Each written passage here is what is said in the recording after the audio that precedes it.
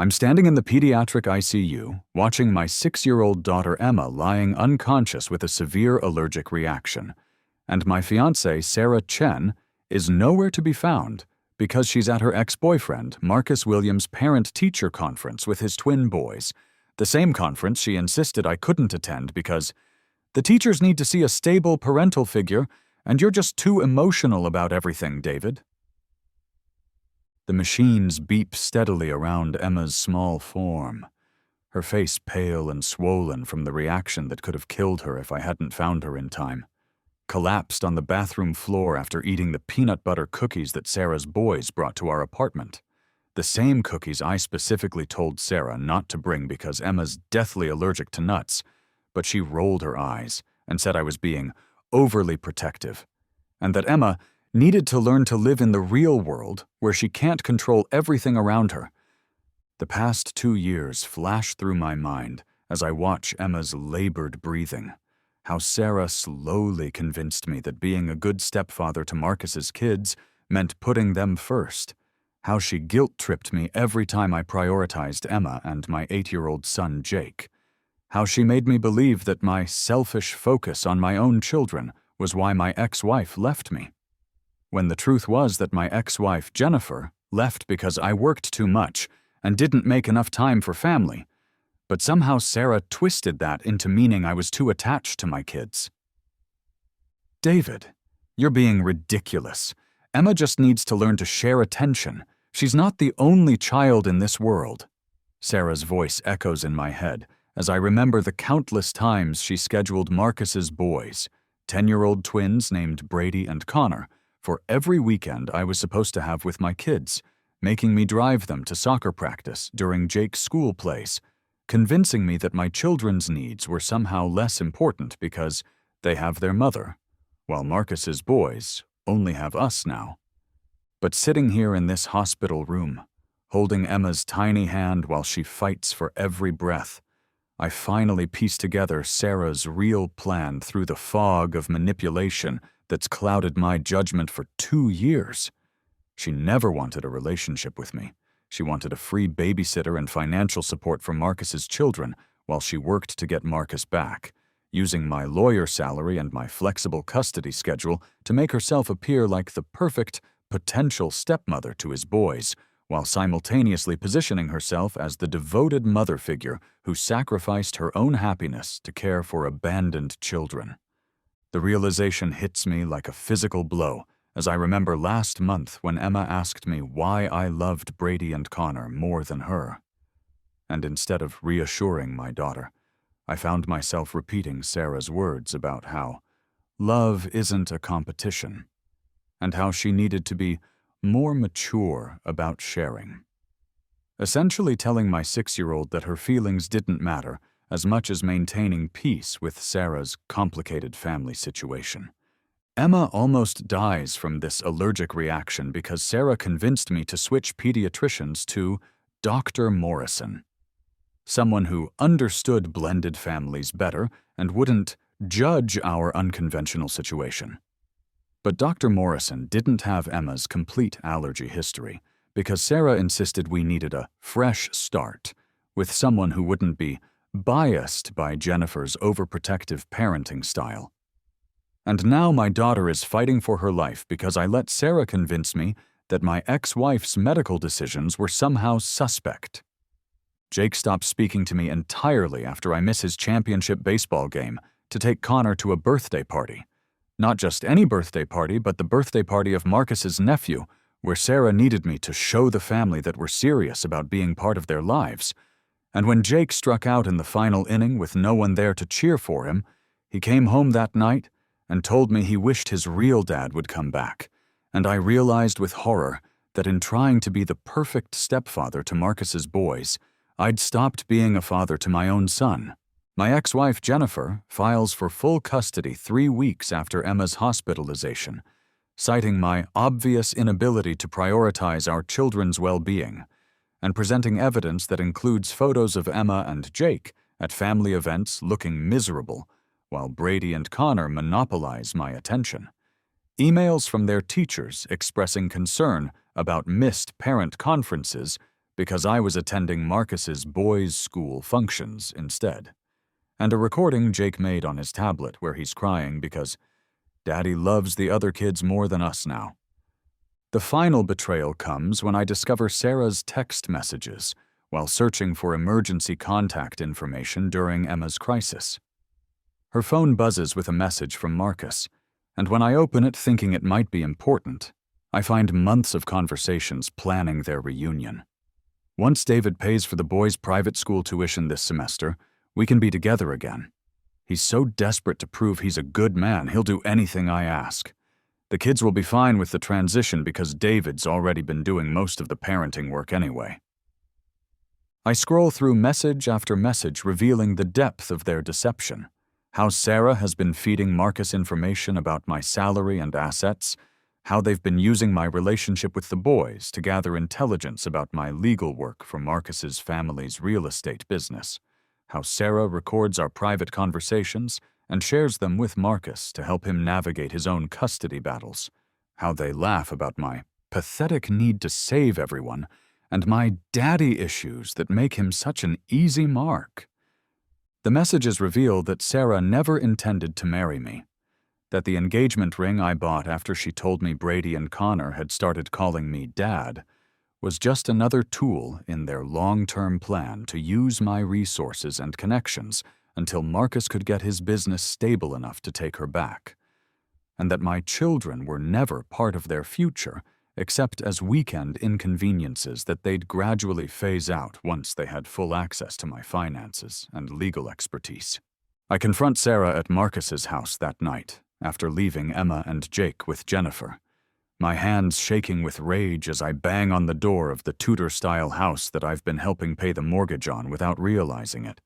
And when Marcus answers the door with Brady and Connor playing video games behind him, and Sarah emerging from the kitchen wearing an apron like she belongs there, I finally understand that I've been funding their happy family reunion while my own children suffered. "How long have you been back together?" I demand. And Sarah's face goes white because she knows she's been caught. But Marcus steps forward with the arrogance of a man who's been playing me for a fool and says, "Long enough to know you're not welcome here anymore, David." The confrontation turns violent when I shove the printed text messages at Sarah and demand she explain how she could do this to Emma and Jake, how she could use innocent children as pawns in her scheme, and Marcus attacks me for harassing his family and disturbing his children, tackling me off their front porch where I hit my head on their marble steps, the same steps I helped pay for when Sarah told me Marcus was behind on his mortgage and the boys might lose their home if we didn't help. Everything goes black as I feel the blood pooling under my head, and my last thought is of Emma's face in that hospital bed and Jake's tears when he realized I wasn't coming to his baseball game, and I know I've failed them both in the worst possible way by choosing a woman who saw them as obstacles rather than treasures.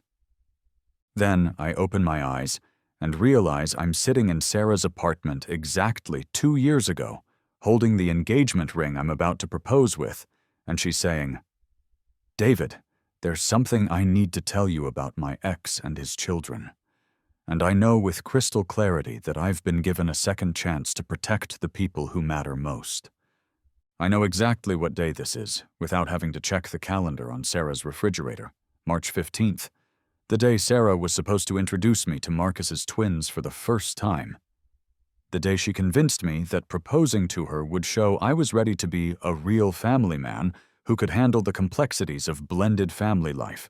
The day I originally gave her the engagement ring while promising to help her give Brady and Connor the stable father figure they desperately needed. The engagement ring feels like poison in my hands as I remember everything that's about to unfold. Every manipulation and lie, and moment of choosing Sarah's agenda over my own children's well-being. And instead of listening to her rehearsed speech about needing my help with the transition and how Marcus had abandoned his responsibilities, I stand up and walk toward the door. Sarah's confusion is immediate and genuine because in the original timeline, I sat on her beige sectional sofa for 3 hours, listening to her explain how Marcus had walked out on his family when the boys were only 6 years old, how she'd been struggling as a single mother trying to give them everything they needed, how the boys had asked her why their daddy didn't love them anymore, and whether she thought they could find a new daddy who would stay forever. "David, where are you going? I thought you wanted to meet the boys today," Sarah calls after me, her voice carrying that note of practiced vulnerability that I now recognize as manipulation. The same tone she used to convince me to pay for Connor's soccer camp and Brady's tutoring and their private school applications, always framing their needs as emergencies that only I could solve.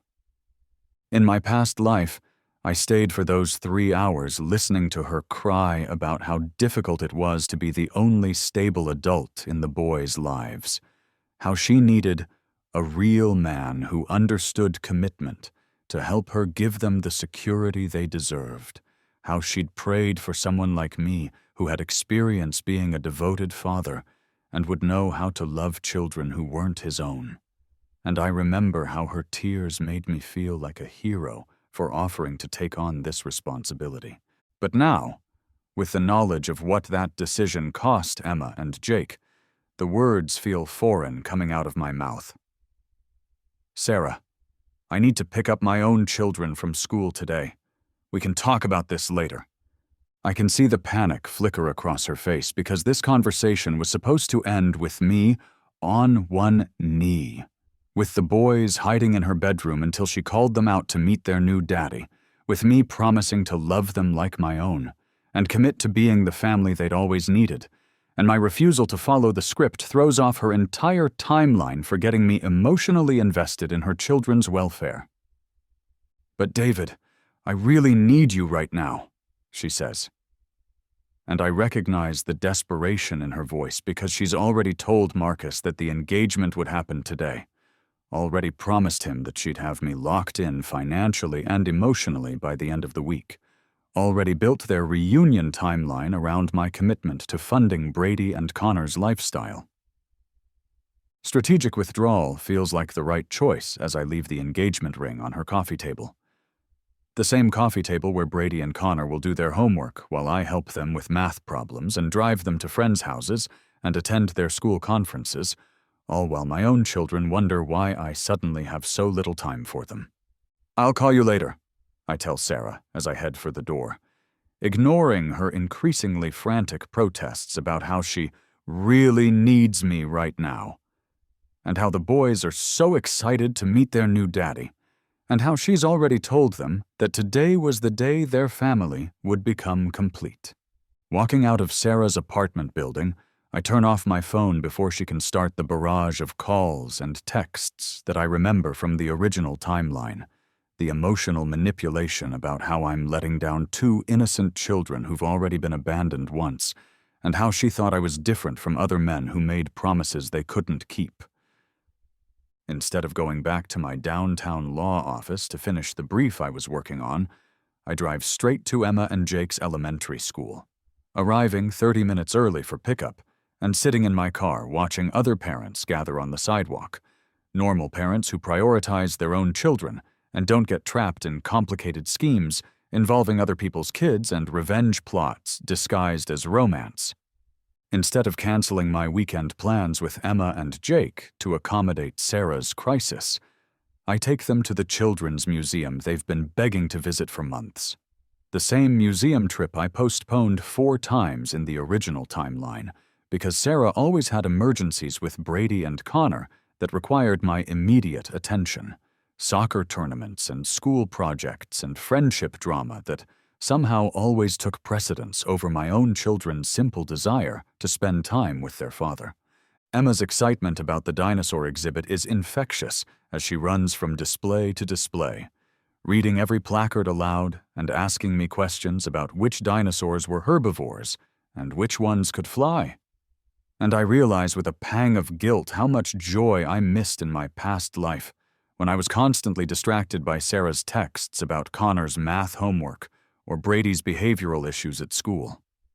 Jake lights up when I suggest we check out the space exhibit next, and he spends an hour explaining the difference between planets and stars with the enthusiasm he used to show before Sarah convinced me that his interests were too advanced for his age, and that I should encourage him to be more social instead of reading science books all the time.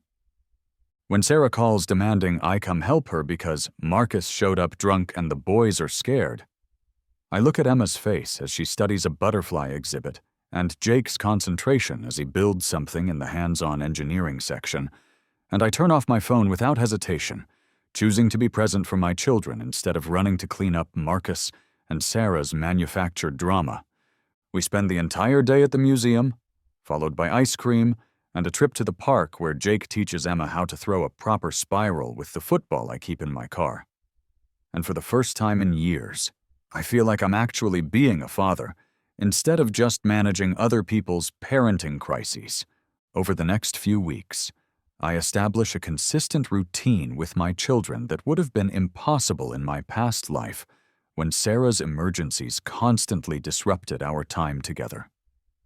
I schedule regular father-son activities with Jake, baseball practice every Tuesday and Thursday, fishing trips on Saturday mornings, homework sessions where I actually help him with his advanced math instead of rushing through it so I can take Brady to soccer practice.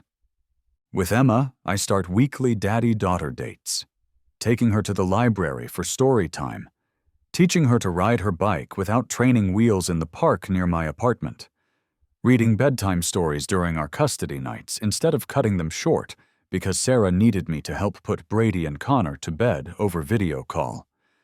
The difference in my children's behavior is immediate and profound. Emma stops the attention-seeking behaviors that Sarah always criticized as manipulation and spoiled princess syndrome. And I realize she was only acting out because she felt like she had to compete for my love and attention. Jake's grades improve when I'm actually present for his homework sessions, instead of dividing my focus between his algebra problems and Connor's reading struggles. Using my legal connections, I investigate Sarah's real situation while my children are at their mother's house, and what I discover makes my blood run cold. Marcus never actually abandoned his children the way Sarah claimed. She left him for me because of my higher income, and then manipulated the custody arrangement to make him look unreliable by scheduling the boys' activities during his parenting time, and then claiming he was too irresponsible to maintain a relationship with them. The court records show that Marcus has been fighting for more time with Brady and Connor for 2 years, but Sarah has successfully painted him as an absent father who only shows up when it's convenient. And she's been using his child support payments to fund her lifestyle, while convincing me to cover the boys' actual expenses like school supplies and sports equipment and medical bills. The business investigation reveals that Sarah works at Marcus's family's real estate company, Williams & Associates, in their marketing department, and their breakup was partly engineered to access my legal expertise for a major property development deal they're pursuing in the downtown area. Sarah planned to use our marriage to get free legal counsel worth hundreds of thousands of dollars, specifically my expertise in zoning law and environmental regulations that could make or break their project. I discover bank records showing that Sarah has been systematically funneling money from the boys' accounts that I've been contributing to, using their college savings to pay for her rent and car payments and vacations with Marcus, all while telling me that every penny goes directly to Brady and Connor's needs, like therapy and tutoring and sports fees. The evidence is overwhelming and damning, but instead of confronting Sarah directly like I did in my past life, I decide to let her destroy herself publicly while protecting my children from the fallout. I arrange for Sarah to meet me at my law firm's annual charity gala, ostensibly to work things out and discuss our relationship, calling her 3 weeks after our last conversation and telling her I've been thinking about everything she said, and I want to give us another chance if she's willing to be patient with me. Sarah arrives at the charity gala wearing the little black dress I bought her for my birthday last year, the same dress she wore in my past life when she successfully manipulated me into proposing at this same event, and she's clearly expecting a romantic reconciliation complete with the engagement ring and public declaration of commitment to her and the boys. The gala is held at the downtown Marriott, and the guest list includes all the senior partners from my firm, judges from the family court system, and prominent local business people, including several clients of Williams and Associates who have no idea about Marcus and Sarah's scheme to defraud me. "David, I'm so glad you called," Sarah says as she takes my arm, her voice carrying that breathless quality she uses when she wants to appear vulnerable and grateful. "I was starting to think I'd lost you forever, and the boys have been asking about you constantly." Instead of leading her to a quiet corner for a private conversation like she expects, I guide her toward the center of the ballroom, where my colleagues are gathered around the silent auction display, including senior partner Robert Chen and Family Law Division head Margaret Torres, both of whom handle high-stakes divorce cases and would immediately recognize the patterns I'm about to reveal. "Sarah, I want you to meet some of my colleagues," I say. And I can see the confusion in her eyes, because this isn't how the conversation was supposed to go. But she smiles and extends her hand because she thinks I'm showing her off as my future wife. "Actually, I'd like to discuss something important with everyone here," I continue. And now Sarah's smile falters, because she recognizes that something has shifted in my tone, something that suggests this evening isn't going to end with the proposal she's been planning. In front of my colleagues, including the senior partners who handle family law and several judges who preside over custody cases, I present a detailed breakdown of Sarah's financial manipulation, how she's been double-dipping on child support by collecting payments from Marcus while convincing me to cover the same expenses, using my resources to fund Marcus's lifestyle, while claiming the boys were in desperate need of stability. "Sarah Chen has been systematically defrauding me for 2 years, I announce, pulling out the bank statements and text messages I've compiled over the past month. She's collected over $40,000 from me for her ex-boyfriend's children, while simultaneously receiving child support from their father for the same expenses. The charity event includes many local business people who work with Marcus's family company, and when the truth about Sarah's manipulation comes out, it destroys her professional reputation and reveals Marcus's complicity in the scheme to defraud me of both money and legal services. Furthermore, she's been recording our private conversations and sharing them with Marcus Williams to help him in his business dealings, specifically to gain access to my legal expertise in zoning and environmental law for their downtown development project, I continue, and I can see Robert Chen's face go white because he realizes the liability this could create for our firm. Sarah tries to interrupt, her voice shaking as she says, "David, you're misunderstanding the situation. I can explain everything." But Margaret Torres steps forward with the cold professionalism of someone who's seen this type of manipulation in family court dozens of times. "Miss Chen, are you saying that you haven't been receiving child support from Mr. Williams while simultaneously collecting money from Mr. Hayes for the same children's expenses?" Margaret asks, and Sarah's silence is answer enough. The social destruction is swift and thorough. Within an hour, word spreads through the gala that Sarah Chen has been running a long-term con involving child support fraud and industrial espionage, and the business people who work with Williams and Associates begin to understand that they may have been exposed to legal liability through Marcus's scheme. During this process, I reconnect with Rebecca Martinez, the single mother who runs the after-school program where Emma and Jake spend time when they're with me, and who I barely noticed in my past life because Sarah constantly criticized her as unprofessional and too attached to other people's children, and suggested that I find a different child care arrangement that would be more supportive of our family goals. Rebecca is at the charity gala because the after-school program is one of the beneficiaries, and when she approaches me after Sarah storms out in humiliation, her first words are about Emma and Jake. I'm so relieved to see you here without Sarah. I was worried about how she treated your children. What do you mean? I ask, even though I suspect I know exactly what she's going to tell me. Rebecca's revelation cuts deep. Emma used to cry after weekends at Sarah's apartment because she said the big boys were mean to her, and Sarah would punish Emma for being disruptive when she tried to defend herself. Jake told me once that he felt like you didn't love him anymore because you were always busy with someone else's kids. The guilt hits me like a physical blow because I remember those weekends, how I dismissed Emma's complaints about Brady and Connor as jealousy, how I told Jake he needed to be more patient and understanding when he asked why I couldn't come to his school events anymore, how I let Sarah convince me that my children's distress was simply adjustment difficulties that would resolve once they accepted their new family structure.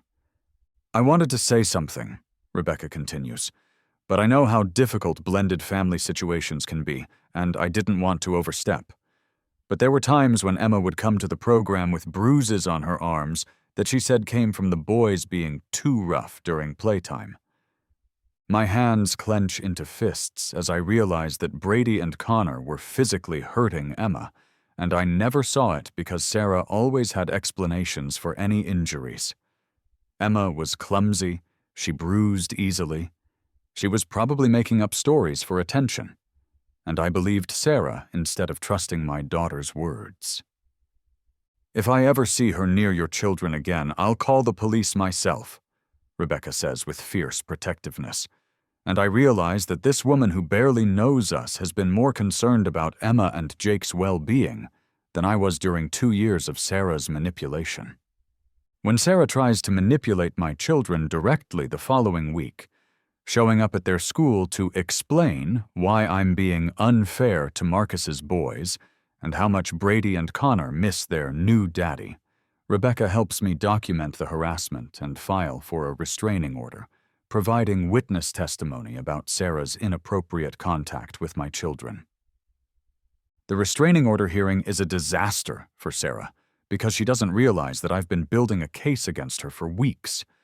And when Judge Harrison asks her to explain why she believes she has any right to contact my children, her response reveals the depth of her delusion. Brady and Connor consider David to be their father now, and Emma and Jake need to understand that family means sacrifice and sharing.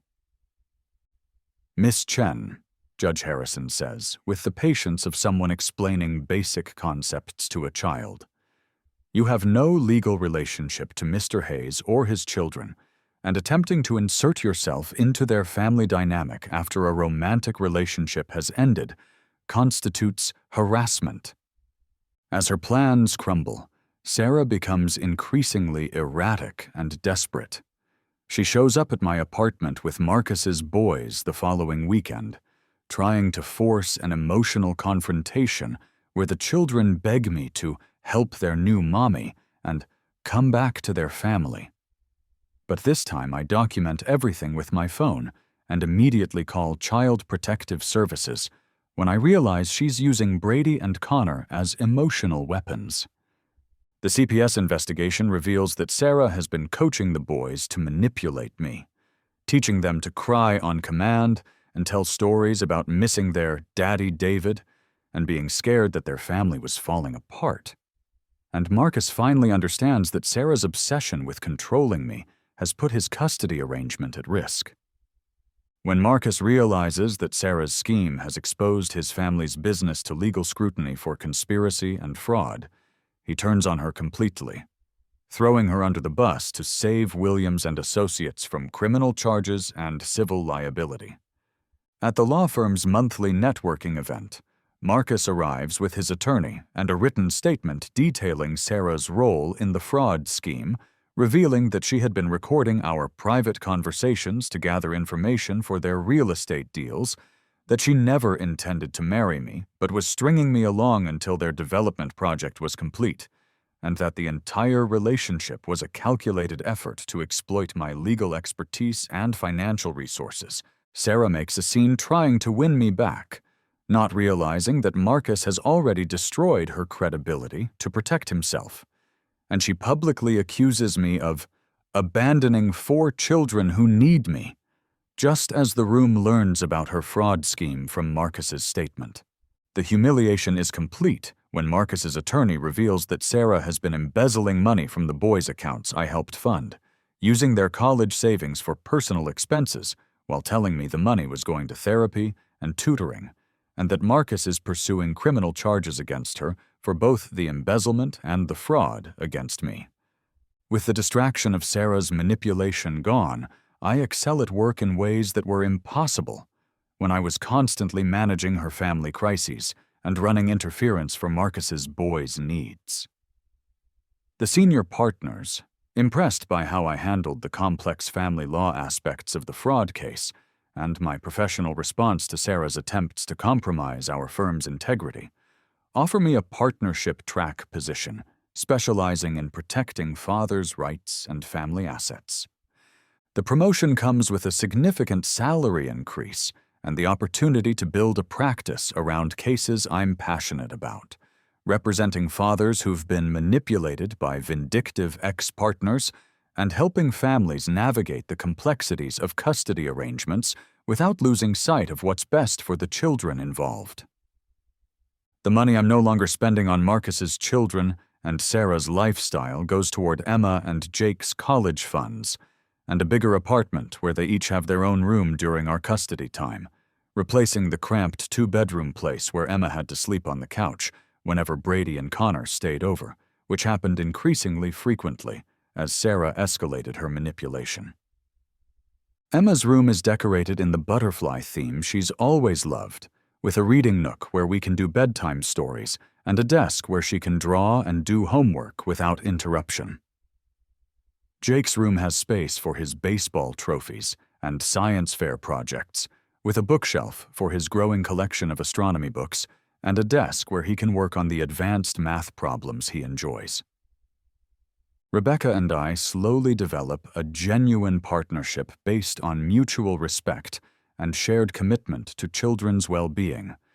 And unlike Sarah, Rebecca encourages my relationship with Emma and Jake, often planning activities that include all our children together without forcing artificial family dynamics or demanding that anyone's needs be sacrificed for the sake of blending. Our relationship develops naturally over months of working together to coordinate childcare and school activities, and I find myself looking forward to our conversations about Emma and Jake's progress and development. Rebecca never tries to position herself as their new mother or suggest that they need anything other than the love and attention I'm already giving them. When my ex-wife Jennifer tries to use Sarah's past manipulation against me in a custody modification hearing, arguing that my poor judgment in romantic relationships makes me unfit for shared custody, Rebecca provides witness testimony about my consistent parenting and the positive changes in Emma and Jake's behavior since I removed toxic influences from their lives. Mr. Hayes has been an exemplary father since ending his relationship with Miss Chen, Rebecca tells the court. Emma and Jake are thriving in their current custody arrangement, and they clearly feel secure and loved in their father's care. The custody modification hearing becomes a disaster for Jennifer when the judge realizes that she's trying to exploit Sarah's manipulation against me. And instead of reducing my custody time, the court actually expands it to include Wednesday overnight visits because Emma and Jake have specifically requested more time with me. Rebecca has a 7-year-old son named Miguel, who becomes genuine friends with Emma and Jake through the after-school program. And instead of forcing integration the way Sarah did with Brady and Connor, we let the children set the pace for family bonding, creating an environment where everyone feels valued and protected rather than competing for adult attention. Miguel is quiet and thoughtful like Jake, and they bond over shared interests in science and reading, while Emma enjoys having someone younger to mentor and teach, helping Miguel with his reading homework and including him in her art projects. The friendship develops organically without any manipulation or forced family rhetoric. 2 years after the rebirth, I proposed to Rebecca at the same children's museum where I took Emma and Jake on that first day of reclaiming my priorities, the day I chose to be present for my children instead of running to solve Sarah's manufactured crisis, the day I started building the family life we actually deserved. All three children help plan the proposal, with Miguel presenting the ring while Emma and Jake give speeches about how Rebecca makes Daddy smile again and how much they love having her as part of our family. But there's no pressure or coaching involved, just genuine affection from children who feel secure enough to express their feelings honestly. Our wedding 6 months later is small but perfect, focused on celebrating our commitment to protecting and nurturing all our children rather than creating a spectacle or proving anything to anyone. Emma serves as flower girl. Jake walks Rebecca down the aisle because her father passed away when Miguel was young, and Miguel carries the rings with the serious concentration of a child who understands that this is an important moment for everyone he loves. The wedding reception is held in the same children's museum where I proposed, with interactive stations where the kids can play while the adults celebrate. And I watch Emma teaching Miguel about butterflies while Jake explains the solar system to Rebecca's elderly mother. And I realize this is what family is supposed to feel like. Not a battlefield where children are used as weapons, but a sanctuary where everyone is protected and cherished. 6 months after our marriage, Rebecca gives birth to our daughter, Sophia. And as I hold our newborn while Emma, Jake, and Miguel gather around the hospital bed, I realize this is what unconditional love looks like, the kind of love that doesn't come with conditions or manipulation or hidden agendas. Emma is gentle and protective with Sophia, asking thoughtful questions about how to help with feeding and diaper changes, while Jake reads aloud from one of his science books about how babies develop and learn. Miguel calls himself Sophia's big brother protector and wants to hold her constantly. And there's no jealousy or competition because everyone understands that love multiplies rather than divides. Looking back at my past life, I understand that the real tragedy wasn't losing Sarah. It was almost losing myself and my children to someone who saw us as tools rather than treasures, who viewed my relationship with Emma and Jake as an obstacle to overcome rather than a foundation to build upon. Now Emma runs to greet me after school instead of hiding from my attention because she knows she doesn't have to compete with anyone for my love. Jake proudly introduces me as his dad at baseball games instead of avoiding eye contact because he knows I'll be there for every important moment. Miguel calls me Papa David without any prompting or manipulation because he feels secure in our family's love and stability. The story ends with me watching Rebecca teach Sophia a lullaby, while the older children do homework at the kitchen table, Emma helping Miguel with his reading while Jake works on an advanced algebra problem. And I finally understand that real love protects rather than exploits, builds up rather than tears down, and creates safety rather than chaos. Sarah's consequences play out exactly as they should. She loses her job at Williams & Associates when the fraud investigation reveals her misconduct. And Marcus publicly distances himself from her to protect his family's business reputation. She's forced to move back in with her parents and take a retail job to pay her legal fees, while Marcus regains primary custody of Brady and Connor when the court realizes that Sarah had been manipulating the situation to keep him away from his children. Both Sarah and Marcus face civil liability for their attempt to defraud me through false pretenses, and the settlement includes reimbursement for all money spent on Marcus's children, plus damages for emotional distress caused to Emma and Jake. The money goes directly into their college funds, ensuring that Sarah's manipulation ultimately benefits the children she tried to harm. Sometimes I wonder what would have happened if I hadn't been given this second chance. If Emma and Jake had grown up believing that their father's love was conditional and unreliable, if they had learned that children are bargaining chips rather than precious gifts to be protected and cherished. But then Sophia makes a tiny sound in her sleep, and Emma looks up from her homework to smile at her baby sister. And Jake finishes helping Miguel with a math problem And I know that this is the life we were always meant to have. Not perfect, not without challenges, but built on a foundation of genuine love and protection rather than manipulation and exploitation. This is what it means to be a father. To choose your children's well-being over your own convenience, to build relationships that empower rather than diminish them, to create a home where love is abundant rather than scarce, and to understand that the greatest revenge against those who would harm your family is living a life so full of joy and love that their cruelty becomes irrelevant. As I tuck Emma and Miguel into their beds and kiss Jake goodnight before checking on Sophia one more time, I whisper a prayer of gratitude for the second chance that allowed me to become the father and husband I was always meant to be. The man who protects rather than abandons, who builds up rather than tears down, who understands that real love always chooses what's best for those we're meant to protect.